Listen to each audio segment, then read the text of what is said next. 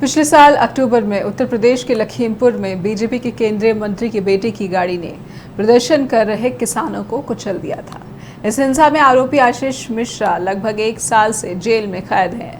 विवादों में घिरे रहने और किसानों के गुस्से के केंद्र में होने के बावजूद केंद्रीय गृह राज्य मंत्री अजय मिश्रा टेनी ने एक बार फिर विवादित बयान दिया है। उन्होंने लखीमपुर में अपने निजी कार्यालय में कार्यकर्ताओं को संबोधित करते हुए कहा है कि किसान नेता राकेश टिकैत 2 कौड़ी का आदमी है। उन्होंने अपने खिलाफ लखीमपुर में हुए किसानों के धरने पर भी तंज कसा, कहा कि कुत्ते भौंकते रहते हैं। अजय मिश्रा टेनी का विवादित वीडियो सोशल प्लेटफॉर्म्स पर काफी वायरल हो रहा है।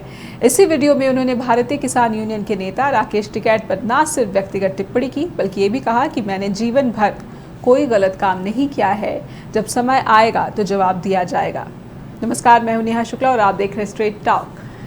आइए केंद्रीय गृह राज्य मंत्री टेनी ने क्या विवादित बयान दिया है, पहले ये देख लेते हैं। कुत्ते भौंकते रहते हैं, ऐसे भी हम लोग आराम जैसे बात करते हैं तो हम लोगों का ये होता है, कहीं अगर मान लीजिए हम लखनऊ जा रहे हैं, अब लखनऊ जा रहे हैं, हम गाड़ी से बैठ के जा रहे हैं, भाई तेज रफ्तार से गाड़ी जा रही है, हम गच्छ की तरफ बढ़ रहे हैं।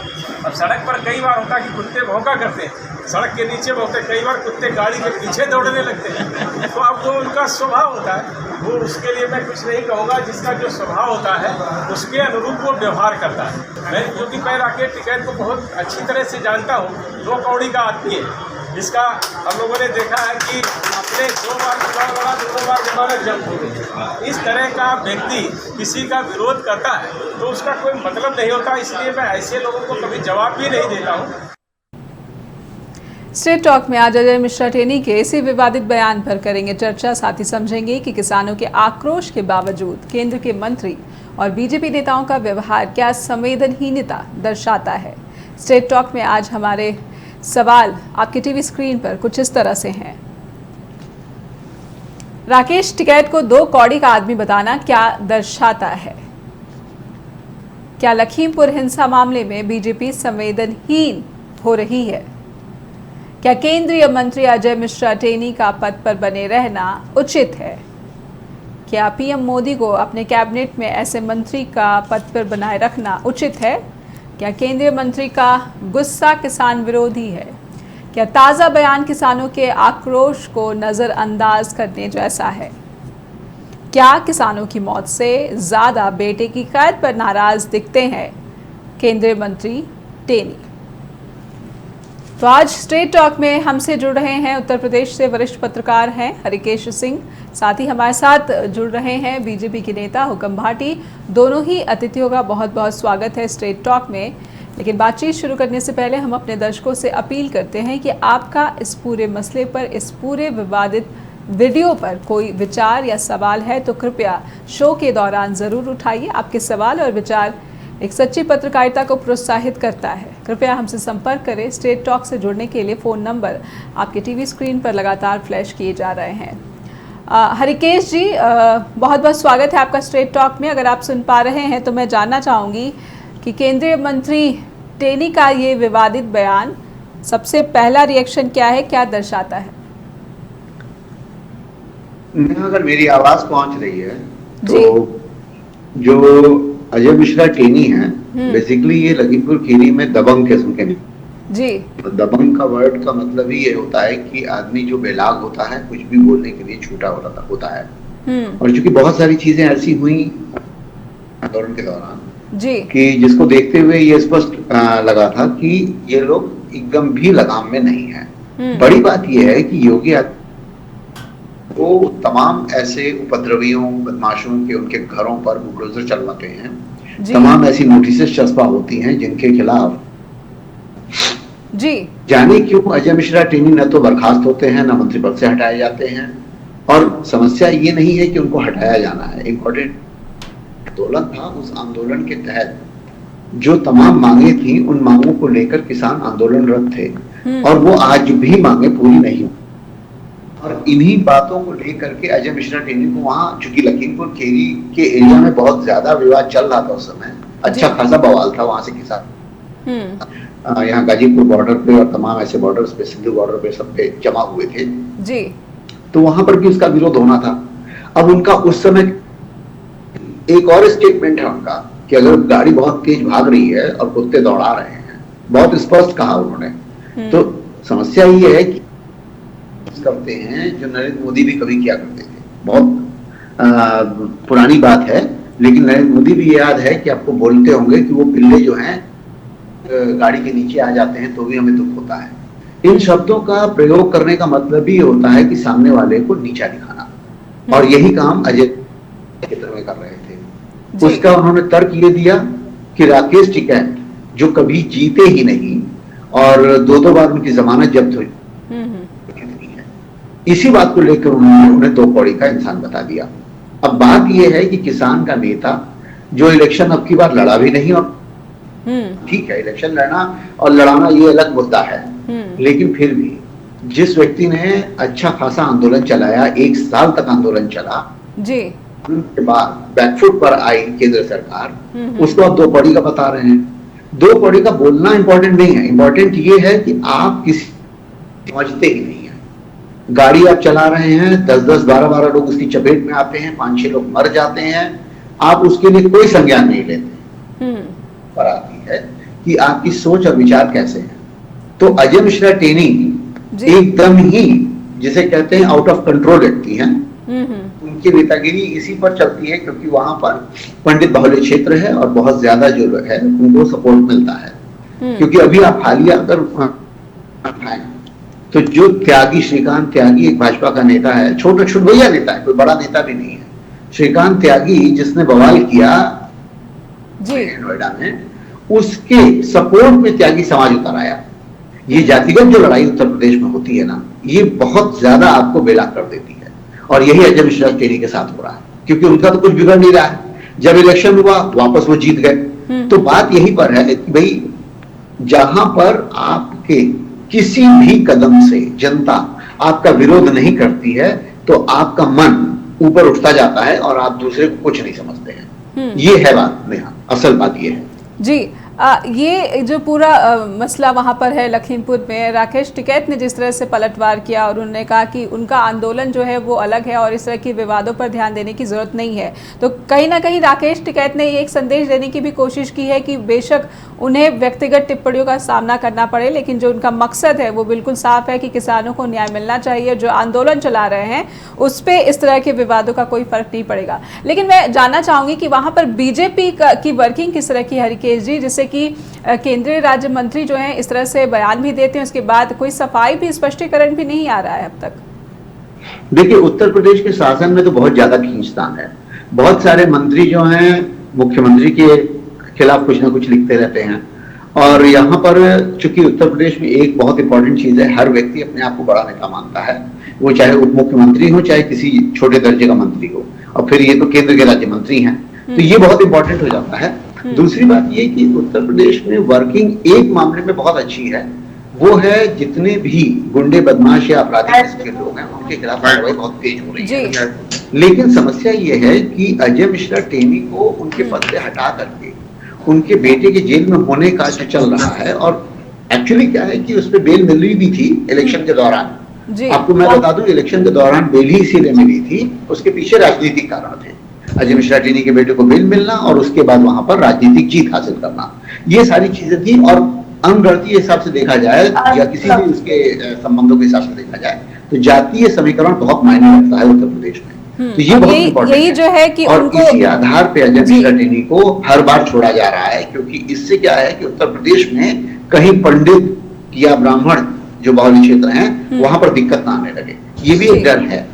लेकिन मैं फिर भी एक बात कहूंगा कि जो घटना हुई है और जिस पर मांग हो रही है, राकेश टिकैत बहुत स्पष्ट है, और अभी 2 दिन पहले सारा किसान जो है वहां से एक बार फिर आंदोलनरत हुआ था, दिल्ली की तरफ आया था, और ऐसा अनुमान लग रहा था कि क्या वापस आंदोलन होने वाला है, शुरू होने वाला है फिर से। क्यों? क्योंकि कई ऐसी मांगे हैं जिसको पूरी ही नहीं की गई है। हमारे साथ जुड़े हुए जी बिल्कुल हरिकेश जी जुड़े हुए कि नरेंद्र मोदी इस पर ध्यान भी नहीं दे रहे हैं, बिल्कुल उनके कान पे जू भी नहीं लग रही है, जबकि उन्होंने वादा किया था कि एमएसपी की गारंटी देंगे।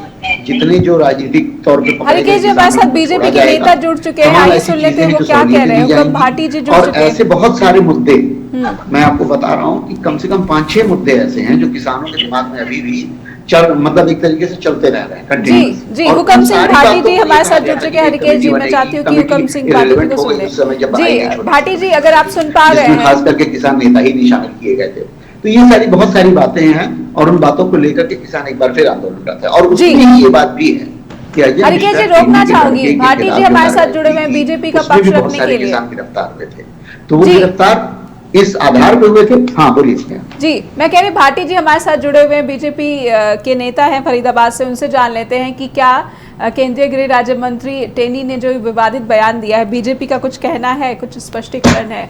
हुकुम भाटी जी, बहुत बहुत स्वागत है आपका स्ट्रेट टॉक में।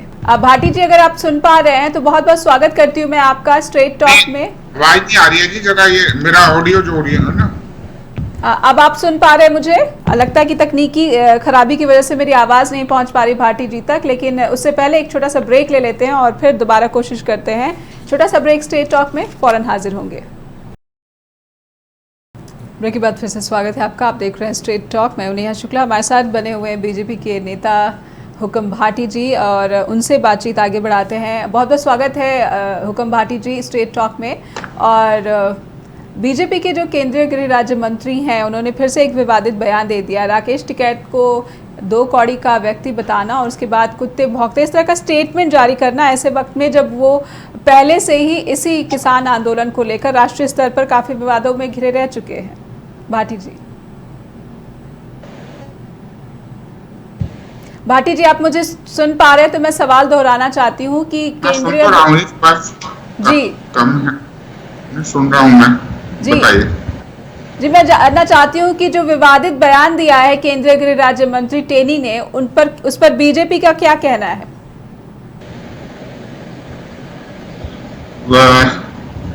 देखिए, राकेश टिकैत शायद अपनी राह कुछ अलग बनाना चाहते हैं, ऐसे नजर आ रहा है।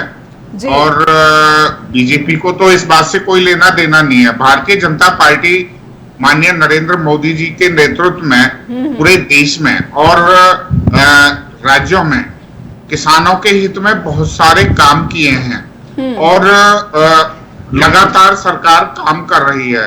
इस बात से कोई लेना देना नहीं है कौन प्रतिनिधित्व कर रहा है। सभी किसान यूनियनों को इनवाइट किया है। उसके अलावा जो जैसे कि एमएसपी के ऊपर एक कमेटी बनाई हुई है, उसमें 3 किसान नेताओं को प्रतिनिधित्व करना है, लेकिन आज तक किसान यूनियन है वो अपने प्रतिनिधि नहीं दे पाए हैं। और अभी जो राकेश टिकैत का जो एपिसोड नजर आ रहा है, मुझे तो ऐसे लग रहा है जैसे तेरी कमीज मेरी कमीज से सफेद क्यों।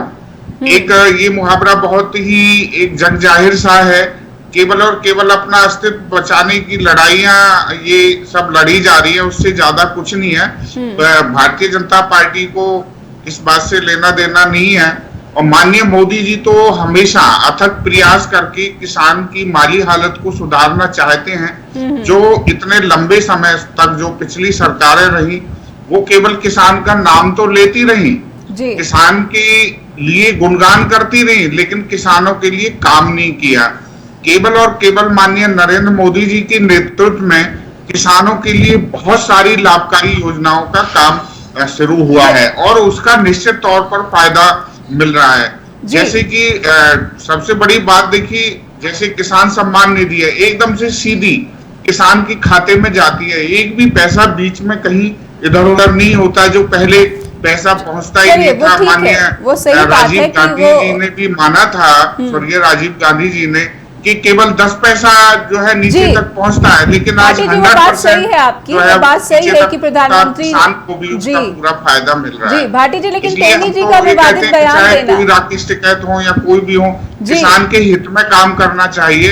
ये जो है मेरा तेरा ये लेकिन संवेदनहीनता दर्शाता है। टेनी जी का जो बयान है वो संवेदनहीनता दर्शाता है। एक तो जो किसान नेता हैं और जो कि काफी उनका बड़ा योगदान रहा है किसान आंदोलन में, उनको 2 कौड़ी का आदमी बताना और कुत्ते भौंकते हैं जब हम रास्ते में जाते, इस तरह का स्टेटमेंट संवेदनहीनता दर्शाता है किसानों के प्रति। क्योंकि किसान लखीमपुर में प्रदर्शन कर रहे थे और वहां स्थानीय प्रशासन को जाकर ये प्रदर्शन बंद करवाना पड़ा, आश्वासन देना पड़ा कि जो उनकी मांगे हैं, जो उनकी यहाँ पर परेशानियां हैं, उसे प्रशासन जल्द से जल्द पूरा करने की कोशिश करेगा, उसका समाधान करने की कोशिश करेगा। ऐसे में टेनी का विवादित बयान इससे बिल्कुल किनारा कैसे कर सकती है बीजेपी? भाटी जी, अगर आप सुन पा रहे हैं तो बीजेपी क्या किनारा करना चाहती है टेनी के विवादित बयान से? आवाज बहुत कम आ रही है, बस मैं तो थोड़ा काम चला रहा हूँ सुन के। जी, ये मेरा ऑडियो अगर अलग से जुड़वा दे तो ज्यादा अच्छा होगा। मैंने नंबर भी नेहा जी को दिया था। जी ठीक है, मैं अगला सवाल हरिकेश जी से लेती हूँ।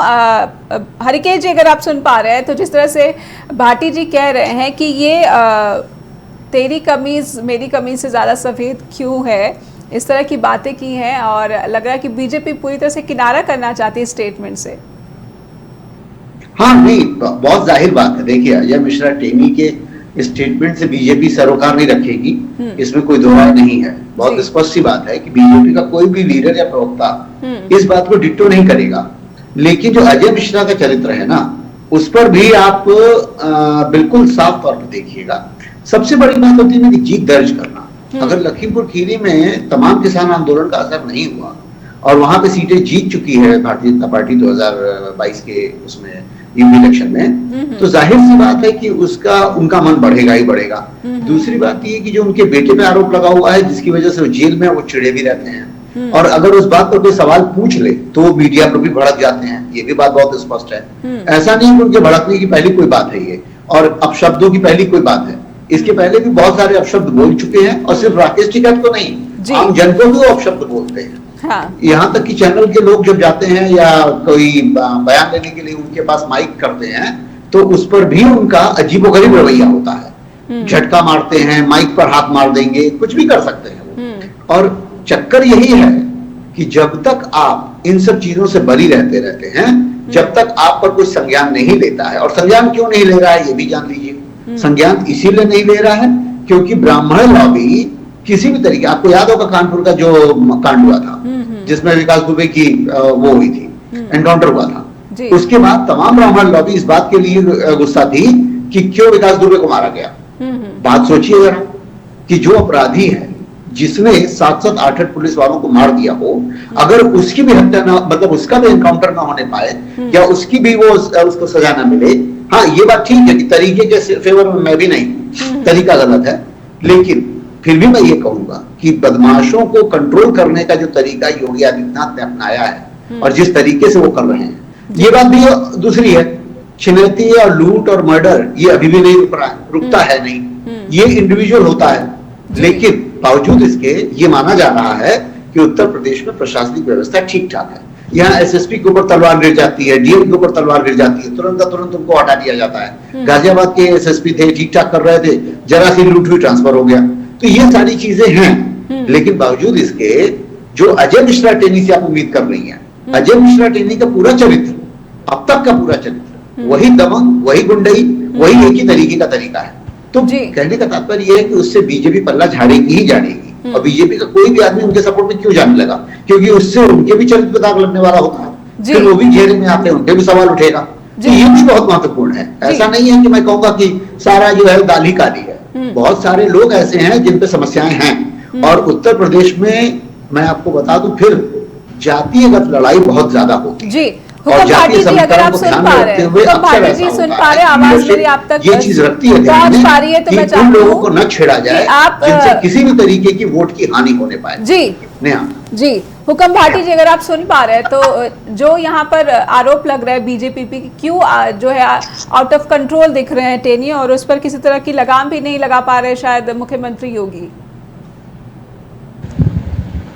नहीं, देखिए, आरोप प्रत्यारोप का दौर तो इसमें नहीं होना चाहिए, क्योंकि पहली बात तो देखिए किसानों के लिए कोई किसी तरह की राजनीति नहीं होनी चाहिए। और दूसरी बात, जहां तक देखिए मैं ये समझता हूं कि अब वो दौर नहीं है कि किसान बैठ करके नारेबाजी करें, क्योंकि अगर सरकार संवेदनशील नहीं होती तो तब तो ये बात लगती है कि भी नारेबाजी की जरूरत है। और जब किसानों को सरकार सीधे तौर पर आमंत्रित करती है, बुलाती है, हर क्षेत्र में एक्सपर्टाइज जो लोगों को है उनको हमेशा बुलाया जाता है, मतलब सरकार एक एक जो चीजें तय करती है, कहीं ना कहीं किसानों का प्रतिनिधित्व उसमें लेना चाहती है।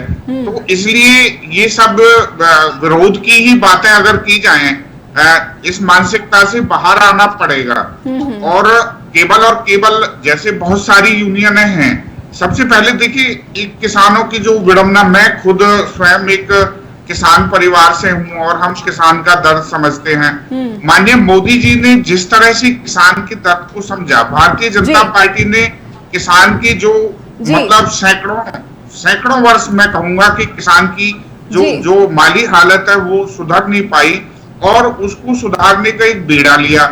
चलिए ठीक है, कोई बात नहीं है, कृषि कानून में जो सुधार हुए थे लेकिन फिर भी एक दायित्व तो बनता है कि जो टेनी है इस तरह से विवादित बयान ना दे। छोटा सा ब्रेक लूंगी मैं यहाँ पर, एक छोटा सा ब्रेक लेती हूँ मैं भाटी जी, यहाँ पर रोकना पड़ रहा है आपको, छोटा सा ब्रेक लेते हैं और फौरन लौटते हैं।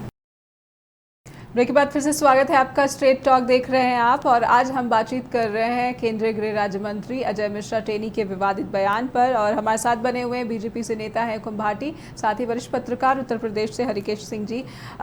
भाटी जी, ब्रेक पर जाने से पहले आपसे मैं जानना चाह रही थी कि क्या अजय मिश्रा टेनी, जिन पर आरोप है कि किसानों के खिलाफ उनके जो बेटे हैं वो 1 साल से कैद में हैं और उन्होंने किसानों की जो मौत हुई थी उसके वो जिम्मेदार हैं, इसके बावजूद इस तरह का उनका बयान आना ये बार बार यही बताता है कि वो संवेदनहीन बन रहे हैं और किसी तरह से जो केंद्रीय कैबिनेट है वो भी शायद इन पर लगाम लगा पाने में असफल नजर आता है। किसानों के एक्स ग्रेशिया यानी मुआवजे की भी जो बात है, जो घायल हो गए थे अक्टूबर की हिंसा में, उन्हें अभी तक मुआवजा भी नहीं मिल सका है। तो ये किसान हित की किस तरह से आप बात कर रहे हैं, किस तरह से दावा कर रहे हैं भाटी जी?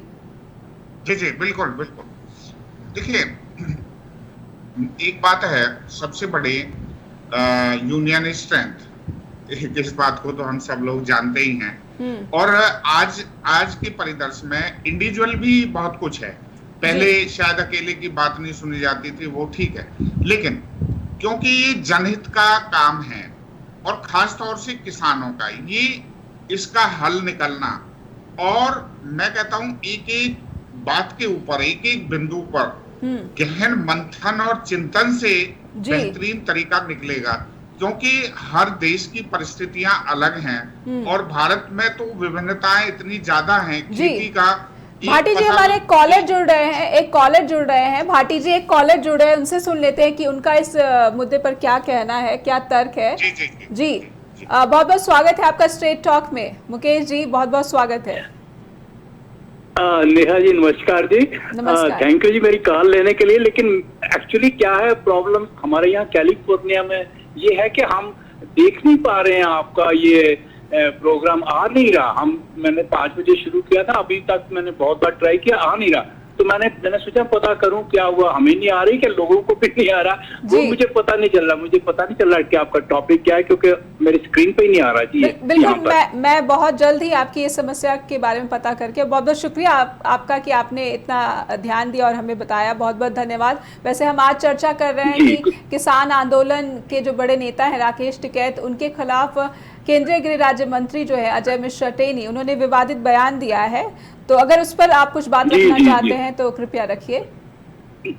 नहीं, एक्चुअली क्या है कि अभी एकदम से तो मेरे मन में कुछ आ नहीं रहा, तो मैं भी आपका ज्यादा समय नहीं लूंगा। मैं I want to be on the point, so आज मैं माफी चाहता हूं। अगर मैं जब देखूंगा तो मैं ये करूंगा और बोलूंगा, अपनी राय दूंगा। पर आप ये देखिए कि कैलिफोर्निया में नहीं आ रहा या कहीं और भी लोग शिकायत कर रहे हैं, हम जी बहुत बहुत धन्यवाद आपका। हम बहुत जल्द आपकी इस समस्या का समाधान लेकर आएंगे। बहुत बहुत धन्यवाद। तो ये हमारे एक नियमित दर्शक हैं, कॉलर हैं, जो कि कैलिफोर्निया से बात कर रहे थे। भाटी जी, मैं चाहूंगी कि आप अपनी बात पूरी कीजिए कि क्यों किसान जो घायल हो गए थे अक्टूबर की हिंसा में, उनको अभी तक मुआवजा भी नहीं दे पाई है वहां पर सरकार। जी, सबसे पहले तो मैं, देखिए अभी आपने कॉलर को सुनवाया तो हमारी माफी चाहूंगी मैं, एक और कॉलर आ गए हैं भाटी जी। वाकई जो है ना, देखिए उनको चिंता, किसान हित की चिंता थी तो इतनी दूर से वो जुड़े भी। जी बिल्कुल, एक और कॉलर इसलिए जुड़ रहे, भाटी जी मैं रोकना चाहूंगी आपको, सुन लेते हैं कॉलर क्या कह रहे हैं। एक और कॉलर जुड़ रहे हैं, बहुत बहुत स्वागत है आपका स्ट्रेट टॉक में। लगता है कि उनका संपर्क कट गया है, तो भाटी जी मैं चाहूंगी कि आप बात पूरी कीजिए। एक और कॉलर जुड़ने की कोशिश कर रहे थे स्ट्रेट टॉक में, आप अपनी बात पूरी कीजिए। बिल्कुल, मैं सभी कॉलर्स का धन्यवाद करता हूं कि वो इस कार्यक्रम में इतनी रुचि रखते हैं और किसान से संबंधित बिल्कुल ठीक बात है। देखिए, किसान के लिए सोचना, आज की अगर हम इकोनॉमी की बात करें तो कृषि क्षेत्र का जीडीपी में एक बहुत बड़ा योगदान बढ़ सकता है, क्योंकि मैं स्वयं किसान। हमारे एक और कॉलर जुड़ रहे हैं, एक और कॉलर जुड़ रहे हैं, भाटी जी एक और कॉलर जुड़ रहे हैं, एक और कॉलर जुड़ रहे हैं। मैं आपको चाहती हूँ कि आप उनकी बात सुन लेते हैं। जी, बहुत बहुत स्वागत है आपका स्ट्रेट टॉक में। धन्यवाद नेहा जी, मैं सतीश बोल रहा हूँ शिकागो से। जी, आज आपका टॉपिक सुन के फिर कुछ पुराने जख्म जो है वो फिर से हरे हो गए। पुराने तो नहीं कहूंगा, अभी 2 साल पीछे की ही बात है। किसान 1 साल तक दिल्ली बैठे रहे तीनों बॉर्डर्स पे, और वहां पे 3 साल तक उनके साथ जो हुआ, जो बर्ताव हुआ, वो देखिए सारे देशों ने देखा। और इस चीज की बात जो है वो लंदन पार्लियामेंट में भी उठी, कनाडा में भी उठी और ऑस्ट्रिया में भी उठी। और इस चीज का जो रंजिश थी, जो हमारे दिल का दर्द था, जो बाहर रहने वाले हम लोग हैं, वो दिल्ली तक भी पहुंचाया गया। मैं 3 मुख्य बातें कहूंगा। पहली चीज देखिए, एमएसपी का वायदा किया गया था किसानों को। जी,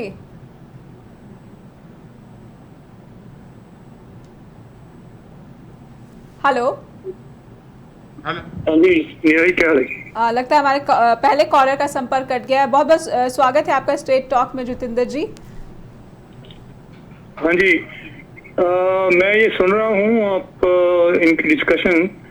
मैं इनको हुक्म भट्टी जी को ये बताना चाहता हूँ, जो किसान जो है ये जो अनाज पैदा करता है देश के लिए, उनको आप इतना अगर तंग करेंगे तो वो जो कंट्री का हाल बहुत बुरा हो जाएगा। आप सबको पता है, आप हर चीज प्राइवेटाइज कर रहे हैं, अंबानी अडानी को दे रहे हैं। किसानी ये एक रह गया था, वो भी बीजेपी कोशिश है ये भी उनके हाथ आ जाए जी। तो इससे नुकसान देश को होगा।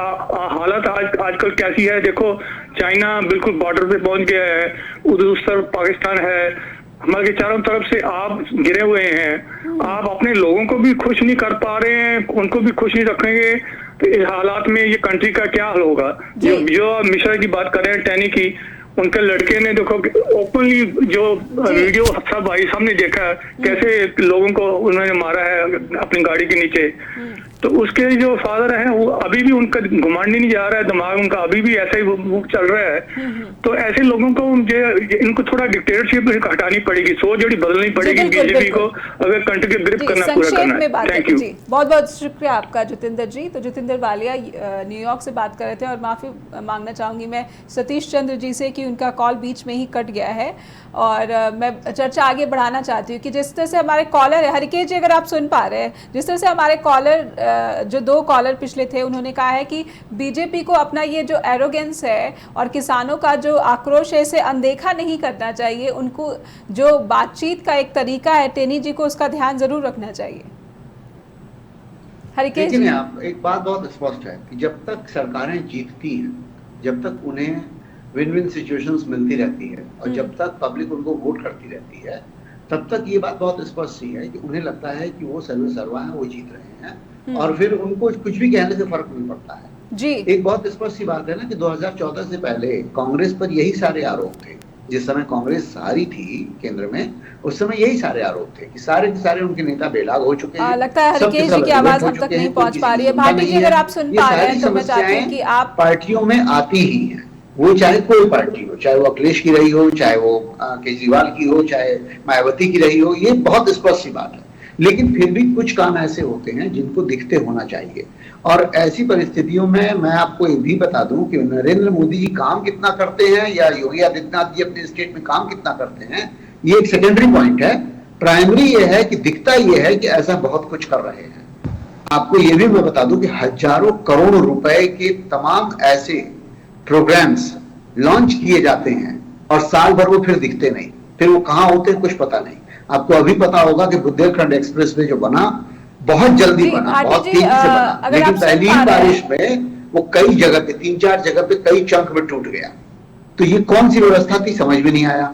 यूपी डा के जो अध्यक्ष हैं वो अपनी अवस्थी की है, चाहती हूँ कि आपका क्या रिएक्शन होगा। फिर इसके अलावा तमाम ऐसे अधिकारियों पर कार्रवाई नहीं होती। मैं एकदम स्पष्ट बता दूं, जब तक सरकारें जीतती हैं, जब तक नेता जीतते हैं, उनके जीतने के भीतर उनका दम्भ आता जाता है, और यही दम्भ मैं आपको बता दूं अजय मिश्रा टेनी के भीतर भी दिखता है।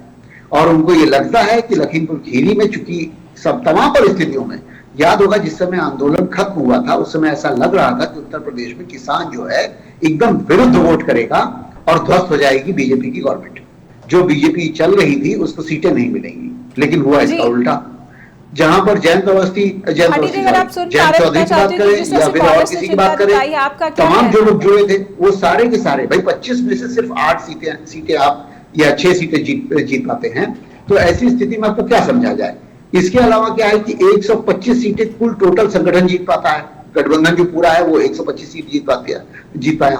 तो ऐसी स्थिति में क्या होता है कि भारतीय जनता पार्टी के किसी भी नेता को ये स्वाभाविक लगेगा कि जनता उनके साथ है, लोग उनके साथ है, तो हमें डर किस चीज का है जी। और बात ये भी है कि बार बार ये जब कहा जाता है कि किसानों के लिए बहुत कहना चाहते हैं कॉलर्स की, वो बहुत कुछ क्या कर रहे हैं, कुछ कह रही हैं आप भाटी जी, सुन पा रहे हैं? तो मैं चाहती हूँ कि जिस तरह से हमारे दर्शक हैं उन्होंने चिंता जताई है कि क्या बीजेपी को अपना ये एरोगेंस कम नहीं करना चाहिए, वो भी ऐसे मुद्दे पर जिसको लेकर किरकिरी जो है पूरी दुनिया भर में हुई है बीजेपी की।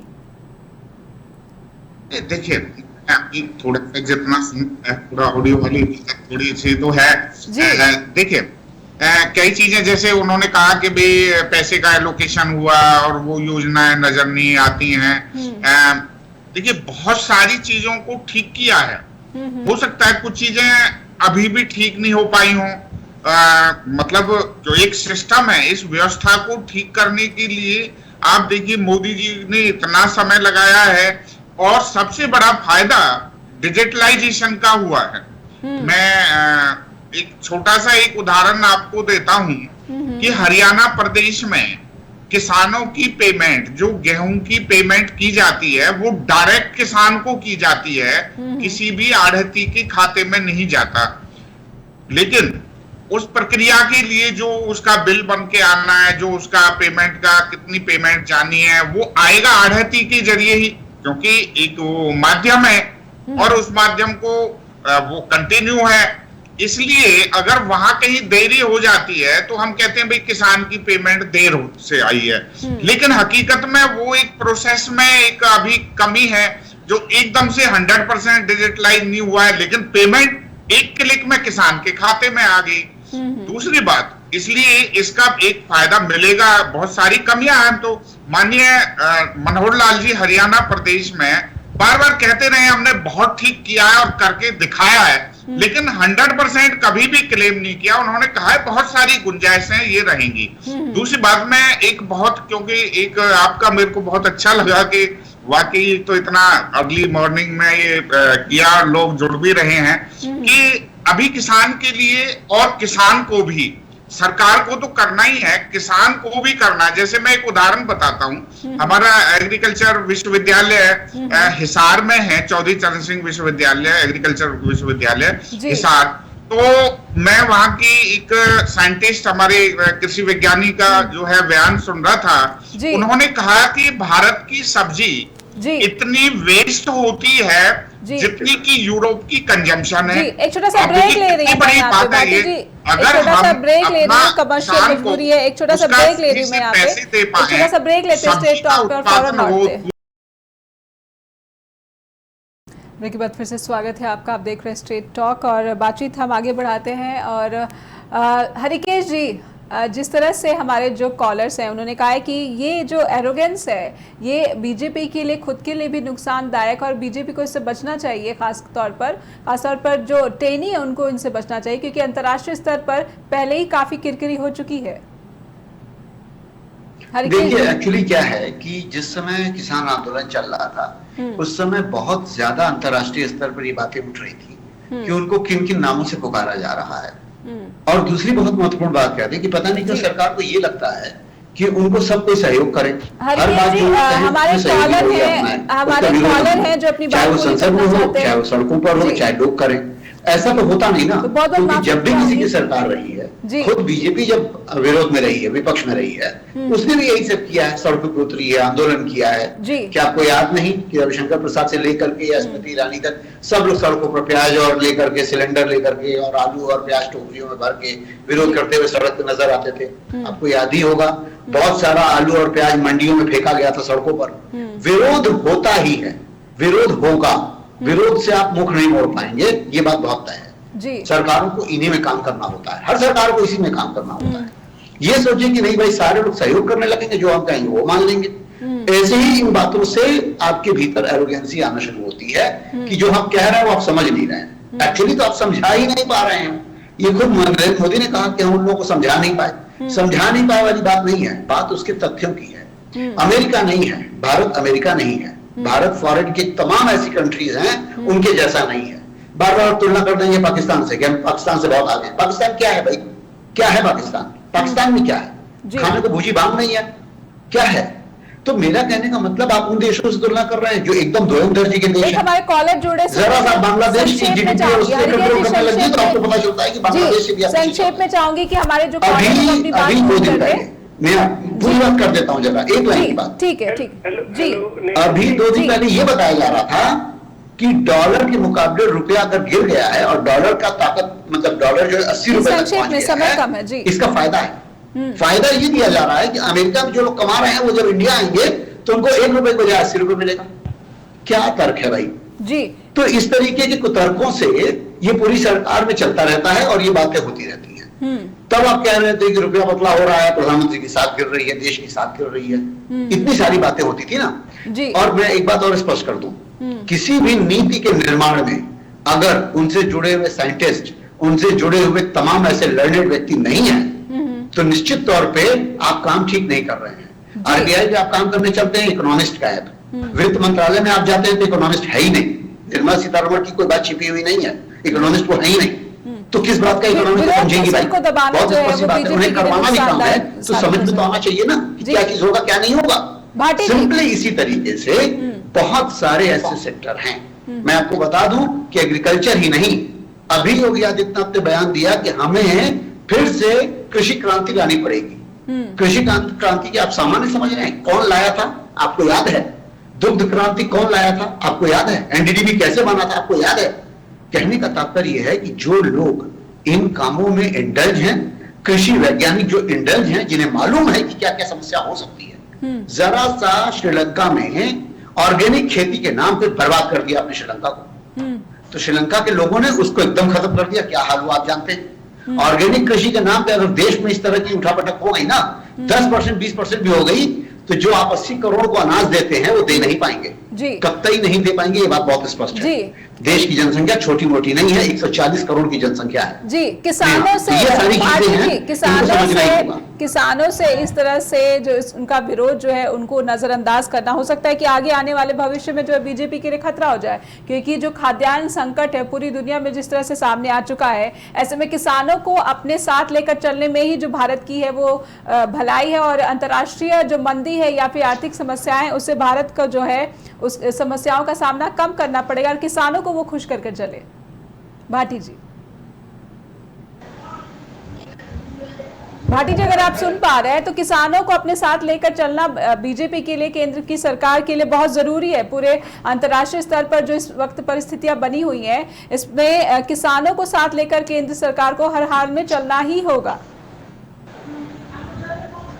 ये देखिए, मैं अभी उनको भी सुन रहा था और आपने भी जो सवाल रखा है जी कि निश्चित तौर पर जो किसी भी सरकार को 2 मोर्चों पर काम करना होता है। एक होता है अंतरराष्ट्रीय स्तर का, दूसरा होता है राष्ट्रीय स्तर पर। इसमें भी कोई दो राय नहीं है। मैं अभी उनको सुन रहा था, उन्होंने कहा कि डॉलर के मुकाबले रुपए की कीमत कम हुई है और ये मजबूती और मिलनी चाहिए।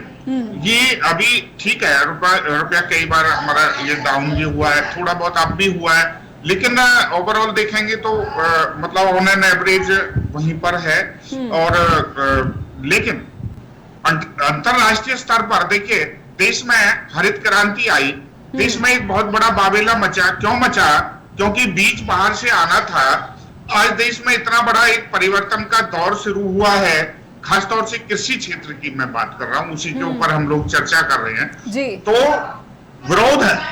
अब विरोध के नाम पर टेररिस्ट एक्टिविटीज, विरोध के नाम पर देश विरोधी लोग वो अपना काम करना शुरू कर दें, ये बहुत दुखद एंड है। जो किसान यूनियनों के हाथ से दूसरी जगह चला गया था, इसका एक बहुत जो रूप था इस आंदोलन का, वो ठीक नहीं था। इसको पूरे देश ने माना, पूरी दुनिया ने माना।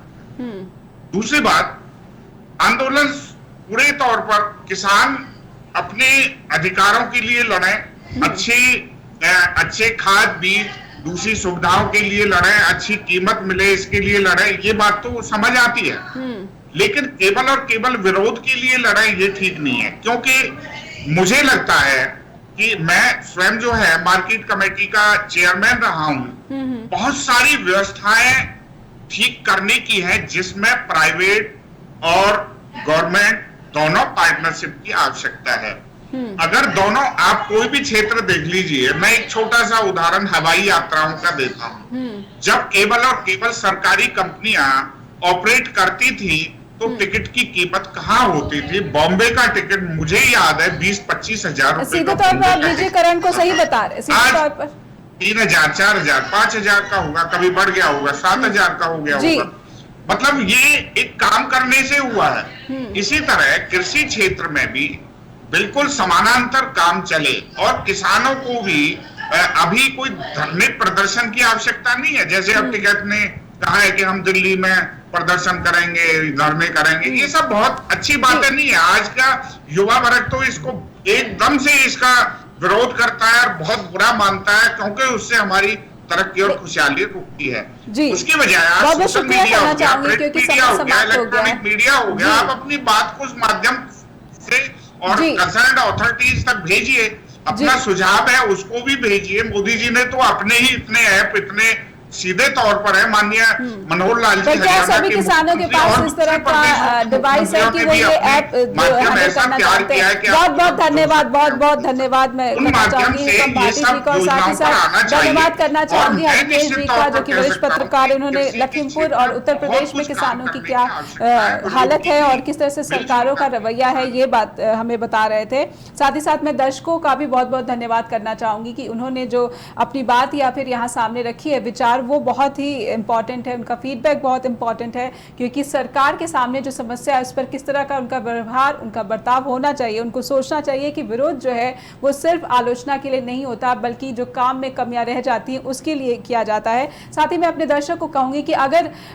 किसी का कॉल बीच में रह गया हो या फिर हमसे संपर्क कर नहीं पा रहे हैं, तो मैं चाहूंगी कि info@justbroadcasting.com पे आप हमें मेल भेजकर अपनी बात रख सकते हैं, और हम लगातार कोशिश करते रहेंगे कि आपका कॉल हम जरूर रिसीव करें शो के दौरान। फिलहाल आज के लिए बस इतना ही, फिर मिलेंगे एक और बड़े मुद्दे के साथ। धन्यवाद।